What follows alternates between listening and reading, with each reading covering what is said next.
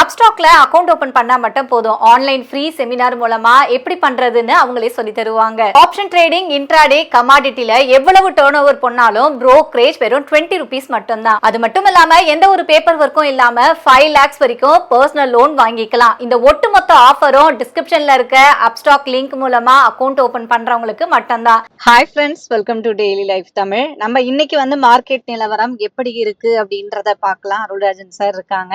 அதுக்கு முன்னாடி நம்மளோட சேனல்ல நம்ம எந்த ஸ்டாக்கையும் வாங்குறதுக்கோ விற்கிறதுக்கோ செபி ரூல்ஸ் பிரகாரம் நம்ம ரெக்கமெண்டேஷன் கொடுக்கறது இல்ல. நீங்க எப்பவுமே முதலீடு பண்றதா இருந்தா உங்களோட செபி ரிஜிஸ்டர் அட்வைசர் கிட்ட கேட்டுட்டு முதலீடு பண்ணுங்க. இப்ப நம்ம நிகழ்ச்சிக்குள்ள போலாம். அருள்ராஜன் சார் கிட்ட இன்னைக்கு நிலவரம் என்னன்னு கேட்கலாம். வணக்கம் சார். வணக்கம் சார். இப்போ மார்க்கெட் பாசிட்டிவா தான் போயிட்டு இருக்கு. தொடர்ந்து பாத்தீங்கன்னா ஒரு 2-3 நாளா பாசிட்டிவா தான் போயிட்டு இருக்கு. ஸோ நிஃப்டி, பேங்க் நிஃப்டி இதெல்லாம் எப்படி இருக்கு? இன்னைக்கு மார்க்கெட் இன்னும் பாசிட்டிவா போகிறதுக்கு நமக்கு வேர்ல்டு நியூஸ் தான் காரணமா, இல்ல எஃப்ஐஐஸ் விக்கிறது கம்மியாயிடுச்சா? என்ன ரீசன் சார்? முக்கியமான செய்தியோட தான் நம்ம ஆரம்பிக்கிறோம். ஏன்னா நம்ம ஃபெட் ரிசர்வ், அமெரிக்காவினுடைய மத்திய வங்கி, அவர்கள் 25 பேசிஸ் இன்ட்ரெஸ்ட் ரேட்டை 25 பேசிஸ் பாயிண்ட் இன்ட்ரெஸ்ட் ரேட்டை கம்மி பண்ணுவாங்க இந்த கூட்டத்துல எதிர்பார்த்துட்டு இருந்தோம். இந்த 16, 17 இந்த 2 தேதியில் நடந்த கூட்டம் முடிவடைஞ்சு நேற்றுக்கு 25 பேசிஸ் பாயிண்ட்டுக்கு வட்டி விகிதத்தை குறைச்சிருக்கிறாங்க. ஸோ இந்த ஒரு ஆக்ஷன் அப்படின்றதுதான் இப்போ ஒரு ரிப்ளிங் எஃபெக்ட் அப்படின்னு சொல்லக்கூடிய வகையில நம்முடைய பங்கு சந்தையிலையும் ஒரு ஏற்றத்தை கொடுத்ததா நம்ம எடுத்துக்கிறோம். இன்னைக்கு காலையில அப்படின்னு பார்க்கும்போது நிப்டி ஒரு பெரிய கேப் அப் 100 பாயிண்ட்டுக்கு மேல ஒரு ஏற்றத்தை கொடுக்கும்.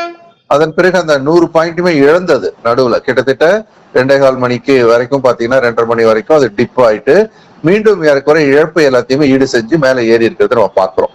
ஸோ இன்னைக்கு பொறுத்த வரைக்கும் இந்த குளோபல் ஃபேக்டர்ஸ் அப்படின்னு பார்க்கும்போது யூஎஸோட ஃபெட் இன்ட்ரெஸ்ட் ரேட்டை கம்மி பண்ணது 25 பேஸ் புள்ளிகள் பாசிட்டிவாவே மார்க்கெட் பார்க்கப்படுகிறது. ஸோ அதன் அடிப்படையில் அப்படின்னு நம்ம மற்ற உலக சந்தைகளை பார்க்கும்போது அமெரிக்க சந்தையில இதனுடைய தாக்கம் பெரிய அளவுல இல்லை அப்படின்றத நம்ம பார்க்கணும். முக்கிய குறியீட்டு எண்களான டவ் ஜோன்ஸ், S&P 500, நாஸ்டாக் எல்லாமே மார்ஜினலி அப் அண்ட் டவுன் அப்படிதான் இருந்ததை ஒழிய அது ஒரு பெரிய தாக்கத்தை ஏற்படுத்தல இது வரைக்கும். ஆனா இன்ட்ரெஸ்ட் ரேட்டை நம்ம கம்மி பண்றதுக்காக சொல்லக்கூடிய காரணங்கள் அப்படின்னு பார்க்கும்போது அமெரிக்காவுடைய பொருளாதார வலிமை அப்படின்றது கொஞ்சம் குன்ற ஆரம்பித்திருக்கிறது அப்படின்றத முக்கியமான பாயிண்டாகவும், வேலையில்லா திண்டாட்டத்தின் அளவு கொஞ்சம் கூடி இருக்குது அப்படின்ற ஒரு பாயிண்டையும் முன் வச்சுதான் இப்ப வட்டி விகித குறைப்பு அனௌன்ஸ் பண்ணிருக்காங்க. அதே நேரம் வட்டி விகித குறைப்பு அப்படின்றது நடப்பு ஆண்டில், அதாவது கேலண்டர் இயர்ல இன்னும் 2 முறை வட்டி விகித குறைப்பு இருப்பதற்கான வாய்ப்பு இருக்கிறது அப்படின்ற ஒரு அனௌன்ஸ்மெண்ட்டும் ஓவராலா ஒரு பிக் பிக்சரும் கொடுக்கப்படுகிறது. அதாவது இன்ட்ரெஸ்ட் ரேட் சைக்கிள் அப்படின்றது இந்த வருஷத்தை பொறுத்த வரைக்கும் அந்த டவுன் சைக்கிள் இன்னும் ஆக்சலரேட் ஆகிறதுக்கான வாய்ப்பு இருக்கிறத பாக்குறோம். வட்டி விகிதம் அப்படின்றது கடந்த 5 கூட்டங்கள்ல எந்த விதமான மாற்றம் இல்லாமல் முடித்திருந்தது.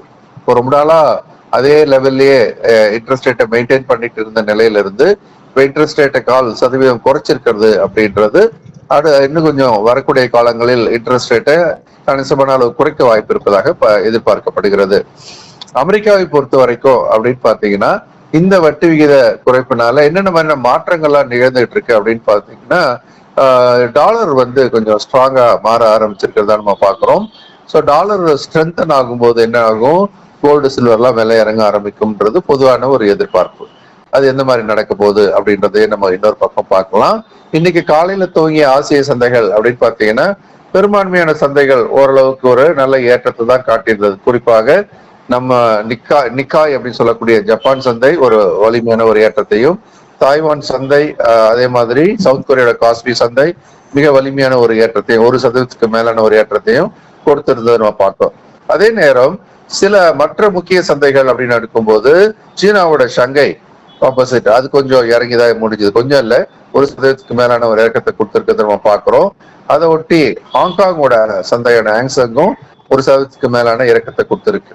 இந்த நிலைமையில ஐரோப்பிய சந்தைகள் அப்படின்றது இன்னைக்கு பொறுத்த வரைக்கும் அவங்கள ஒரு வலிமை காட்டி இப்போதைக்கு வியாபாரம் ஆயிட்டு வருது. கிட்டத்தட்ட 0.5% 1% என்ற அளவுக்கு ஏற்றத்துல இங்கிலாந்தோட ஆகட்டும், பிரான்ஸோட கேக், ஜெர்மன் பேங்க் எல்லாமே ஒரு 0.5% மேலான ஒரு ஏற்றத்துல தற்போது வியாபாரமாகி வருது. குறிப்பா ஜெர்மனோட டாக்ஸ் 1% மேலாக இப்ப ஜம்ப் அடிச்சிருக்கிறத நம்ம பாக்குறோம்.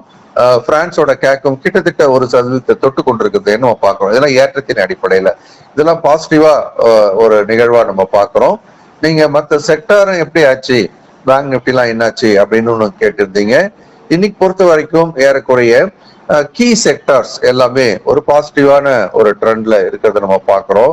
குறிப்பா இப்ப பேங்க் நிப்டி அப்படின்றத எடுத்துக்கிட்டீங்க அப்படின்னா இன்னைக்கு பொறுத்த வரைக்கும் அது வந்து ஒரு 0.4%, அதாவது நிப்டியை விட கொஞ்சம் கூடுதலான ஒரு ஏற்றத்தை கொடுத்திருக்கிறத நம்ம பாக்குறோம். சோ நிப்டியை விட கொஞ்சம் கூடுதல் அப்படின்றது எப்ப இது வட்டி விகிதம் சார்ந்த விஷயம் இல்லையா, அதனால பேங்க் நிப்டிக்கு ஒரு சின்ன முக்கியத்துவம் இருக்கிறதா நம்ம பாக்குறோம்.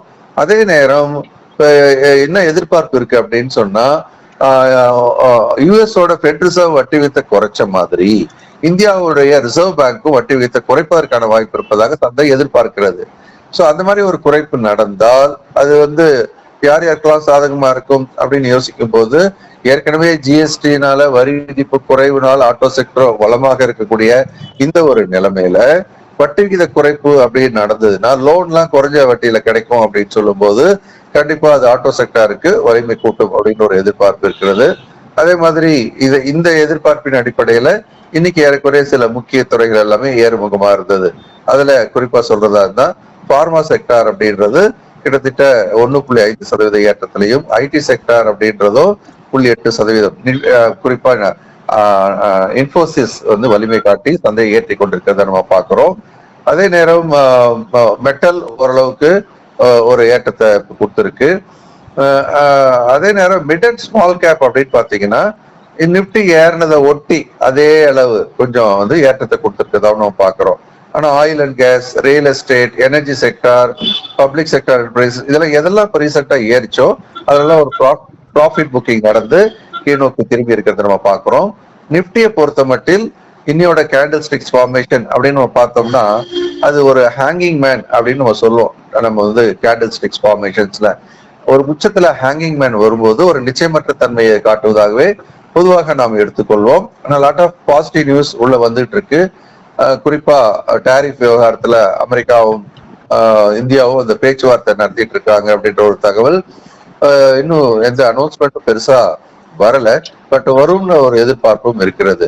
ஒருவேளை பாசிட்டிவான நியூஸா இருந்தா இன்னையோட ஹையை கட் பண்ணணும். அது ஹையை கட் பண்ணும்போது ஹை அப்படின்னு சொன்னா 25,449 அப்படின்னு வச்சுக்கலாமே. சோ இன்னொரு 40-50 புள்ளிகள் ஏற்றம் நடந்தால் அதன் பிறகு என்ன ஆகும், ஒரு வலிமையான அடுத்த கட்ட ஏற்றத்திற்கு தன்னை தயார் பண்ணலாம். ஏற்கனவே நம்ம சொல்லிக்கிட்டே வந்துட்டே இருக்கோம் இல்லையா, ஒவ்வொரு கட்டத்திலையும் நம்ம 25,150 250 முதல் தடை, ரெண்டாவது 450 550 இரண்டாவது தடை, இப்ப இரண்டாவது தடைக்கு வந்தாச்சு.